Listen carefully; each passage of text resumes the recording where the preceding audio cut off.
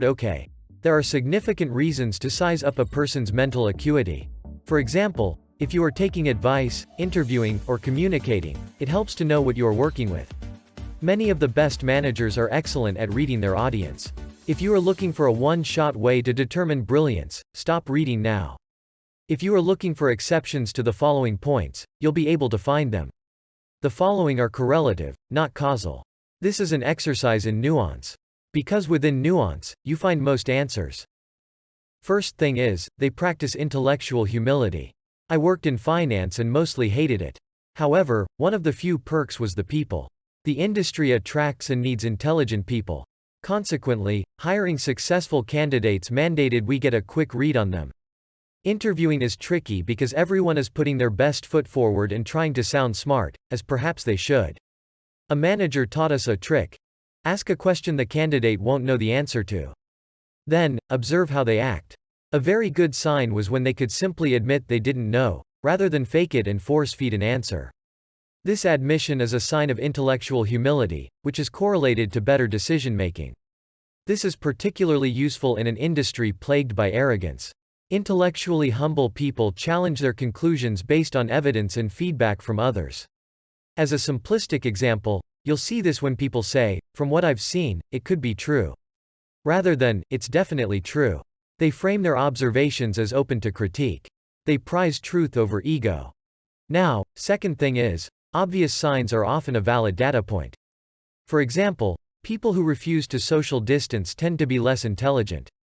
People who read in their free time skew smarter than those who don't. Things that smart people tend to be done by smarter people. Many years ago, I was working retail at a used sports equipment store. A 10-year-old kid came in to buy a baseball helmet. I gave him the price. He held the helmet up, looked it over, then looked back at me. "Can you knock a few bucks off? I mean, look at these dents." He pointed at the dents. I smiled and gave him a discount. When he left, I thought, that kid is going to do just fine. Being crafty, demonstrating street smarts, and quick thinking is correlated to intelligence. In fact, Yale scientists found that street smarts are just as important for employees as their academic smarts.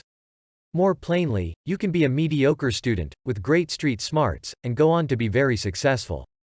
Third thing is, they are meta, literally. There is a newly popular phrase, that is so meta. Meta means something is self-referential. For example, a video game where you play a character playing a video game is meta. The Onion famously did this with World of Warcraft. Related to this, intelligent people often demonstrate metacognition. They talk about and analyze their own thought process. They are objective and critique their nature. They know when and how they perform best. A simple example of meta behavior is when someone says, "I need to put this on my calendar or I won't hold myself accountable." Unsurprisingly, people with high metacognition are often great students and employees. They leverage their self-awareness to their advantage. Now, fourth, they know what killed the cat. Intelligent people tend to be curious. They have an itch to know more, to drill down on details, just for the sake of knowing. After all, that's how we learn, right? Curiosity is an indicator of intelligence in other animals too.